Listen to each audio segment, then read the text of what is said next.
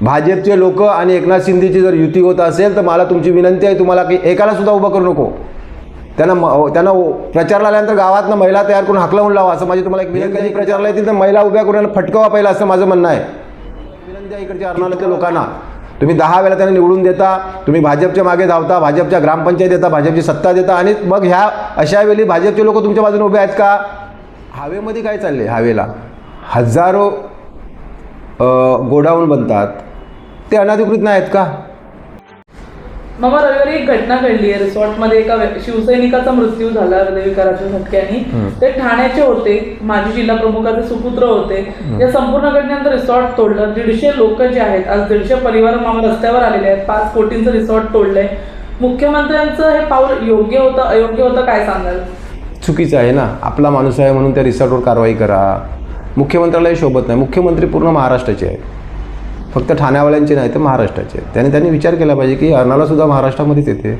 आणि मी असं नाही सांगत काही आमच्या लोकांच्या चुक्या झाल्या असतील. मी इकडचं जे भूमिपुत्र आहेत त्यांनाही माझी एक विनंती असेल की तुमचे रिसॉर्ट आहेत, जे तुम्ही करोडो रुपये खर्च करून रिसॉर्ट बनवलेत, आणि तुम्ही जर पर्यटनाला मारहाण करणार तर तुमचा धंदा कसा चालेल?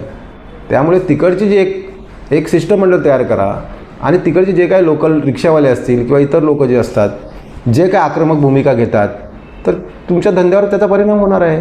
तर त्याच्याकडे पण लक्ष असलं पाहिजे. आणि पर्यटन जर घाबरले तर तुमचा धंदा कसा होणार आहे? दुसरा विषय असा आहे की एकनाथ शिंदेला एक माझी विनंती आहे की तुम्ही एक ते अर्नाळा समुद्रकिनारी जे एक रिसॉर्ट होतं ते अनधिकृत असेल, मी असं नाही सांगत. हवेमध्ये काय चालले? हवेला हजारो गोडाऊन बनतात, ते अनधिकृत नाही आहेत का? मग ते का नाही तोडत? का तुमचे लोक फक्त तिकडनं हप्ता घेऊन जातात का? त्याच्यामुळे ते राहील. आणि एखाद्या इकडच्या स्थानिक भूमिपुत्रांचं रिसॉर्ट तोडतं, ते शरम पाहिजे त्या एकनाथ शिंदेला, लाज वाटली पाहिजे या गोष्टीची. आणि माझ्या इकडच्या स्थानिक भूमिपुत्रांना अशी माझी एक विनंती आहे की जे 12 पक्ष फिरून आलेले त्यांचे नेते मंडळी, मी त्या दिवशी बाईट बघितली, ते सांगतात इकडचे स्थानिक लोकांची चुकी आहे. अरे अशा लोकांना उभं पण नका करू. हे कधी प्रचारला येतील तर महिला उभ्या करून फटकावा पहिला, असं माझं म्हणणं आहे. की तुम्हाला लाज वाटली पाहिजे की तुमचा शिवसेनेचा एकनाथ शिंदेचा जिल्हा प्रमुख आहे आणि त्याचा मुलगा ऑफ झाला म्हणून याच्यावरती कारवाई करायची, आणि इकडे हवेमध्ये हजारो गोडाऊन रोज बनतात, त्याच्यावरती कधी कारवाई करणार? झोपलेत का तुम्ही? कारवाई होत नसेल मामा. मी माझ्या इकडच्या भूमिपुत्रांना सांगायचं आहे की या येणाऱ्या इलेक्शनमध्ये लक्षात ठेवा, भाजपचे लोक आणि एकनाथ शिंदेची जर युती होत असेल तर मला तुमची विनंती आहे, तुम्हाला की एकाला सुद्धा उभं करू नको. त्यांना प्रचारला आल्यानंतर गावातनं महिला तयार करून हाकलावून लावा, असं माझी तुम्हाला एक विनंती आहे इकडच्या अर्नाळ्यातल्या लोकांना. तुम्ही 10 वेळा त्यांना निवडून देता, तुम्ही भाजपच्या मागे धावता, भाजपच्या ग्रामपंचायत देता, भाजपची सत्ता देता, आणि मग ह्या अशा वेळी भाजपचे लोक तुमच्या बाजूने उभे आहेत का? यानंतर आज एक रिसॉर्ट तुटला आहे, त्याच्यावर अन्याय झाला. जर अर्नाळ्याच्या परिसरातली सर्व माझ्या एक भूमिपुत्रांना विनंती आहे, जातपात न बघताना सर्वांनी एकत्र या, नाही तर सगळ्यांचे रिसॉर्ट तोडतील. तो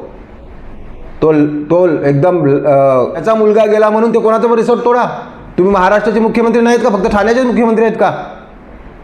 मग माझी त्यांना एक विनंती आहे की तुम्ही या आणि बघा, आम्ही येतो तुम्हाला. विरार परिसरापासून ते नायगावपर्यंत, ते तुमचं भिवंडीपर्यंत किती अनधिकृत गोडाऊन किती मोठी बनतात. त्याने सर्व परमिशन आहे, मग सगळीच तोडा, सगळीच तोडली पाहिजे, असं माझे त्यांना आव्हान आहे.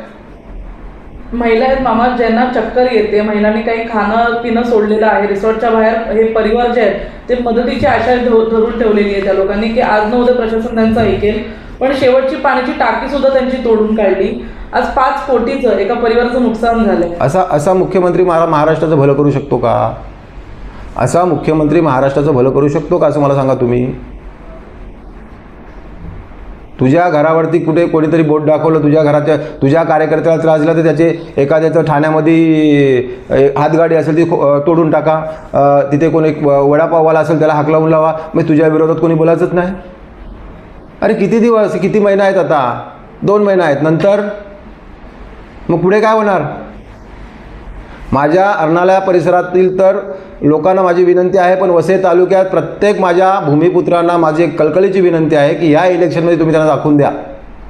तुम्ही इकडच्या स्थानिक भूमिपुत्रांना मदत करा. मी कुठल्या पक्षाच्या बद्दल नाही वाटणार, पण भाजप आणि शिंदे गुटला अजिबात मदत करू नका.